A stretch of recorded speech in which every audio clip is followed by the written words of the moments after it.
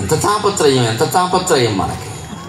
వయస్సు చెప్పమంటే మగవాళ్ళు చెప్తారమ్మా, ఆడవాళ్ళు చెప్పరు. నమస్కారం బే. ఒకవేళ మనిషి పోయాక మనం చెప్పుకోవాల్సిందే, ఆవిడ చెప్పరు. నేను అవధానం చేస్తుంటే అడిగాను, మగాళ్ళకి చేస్తారు షష్ఠి పూర్తి, ఆడవాళ్ళకి ఎందుకు చేయరండి అన్నారు. అసలు వాళ్ళకి 60 ఏళ్ళు దాటి అని ఒప్పుకోవడం వాళ్ళకి ఇష్టం లేదు, అందుకే చేయట్లేదు.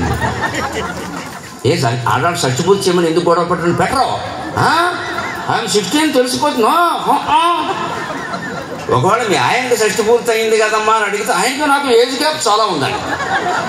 ఎవడు రుజువు చేసే విషయం కాదు కదా ఇది. ఎవడు రుజువు చేస్తాడు? నీ సర్టిఫికెట్ చూపించమని ఎవడు అడుగుతాడు?